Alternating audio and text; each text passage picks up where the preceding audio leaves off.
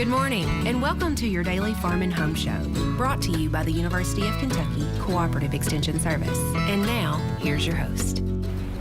Good morning, I'm Joanna Coles, and this week we're going to be visiting with Kevin Lyons. He's the Monroe County Extension Agent for Agriculture and Natural Resources. Good morning, Kevin. Good morning, Joanna. Now, Kevin, in Kentucky, we are a forage-based state for most of our livestock systems, and rotational grazing is an important part of getting the most out of those forages. Yes, for sure. It's a great tool to have in your toolbox, as we often say about things like that.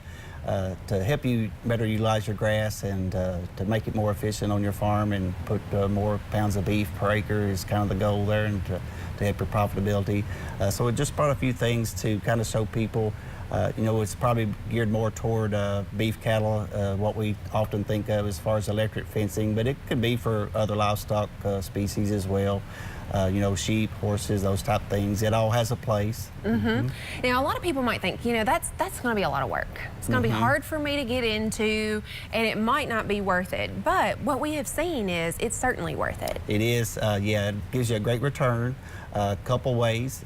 It oftentimes, particularly around the perimeter of your farm, some of these types may not be the best suited for a perimeter type fence, but they are for cross fencing or doing the rotational sections of your farm.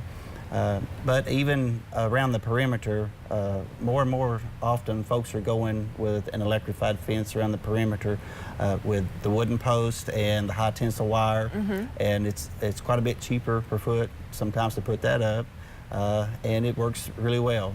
And it allows you, that perimeter fence allows you to hook on your cross fences and get those energized and be able to move them around really easily.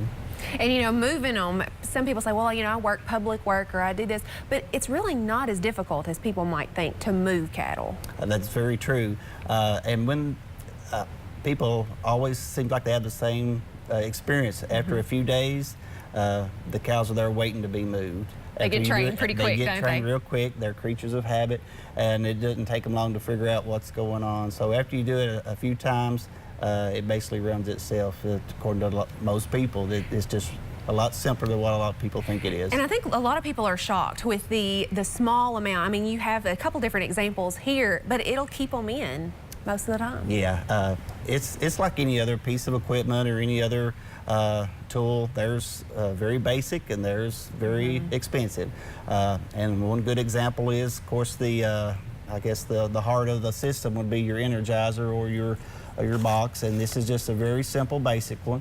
But those go all the way from just you know, $20 or $30 for a small area up to several $100s for one that's going to energize, you know, several miles of fence. So, you know, you just do your homework. We have information to help you make those choices, and it's out there, of course, on the internet, but there's a lot of good publications that UK has on all these fencing types and layout and all those things.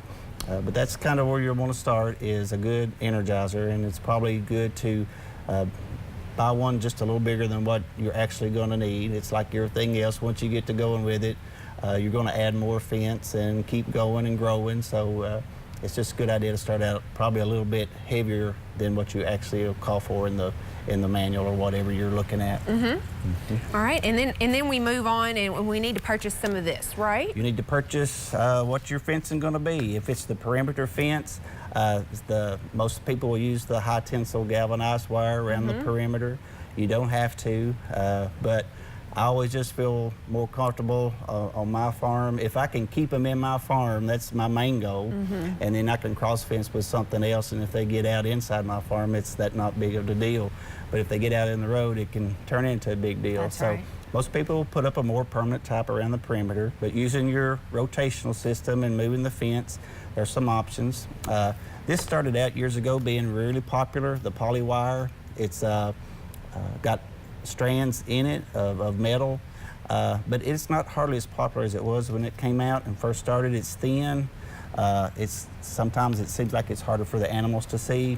So what is more popular is the poly tape. It's wider. It has more metal wires in it that give more contact area. And the catchphrase is, it can be any colors as long as it's white is kind of the thing. So you'll see about all of it's white, but it's a wider strip. And of course, here's some gadgets that go along with it.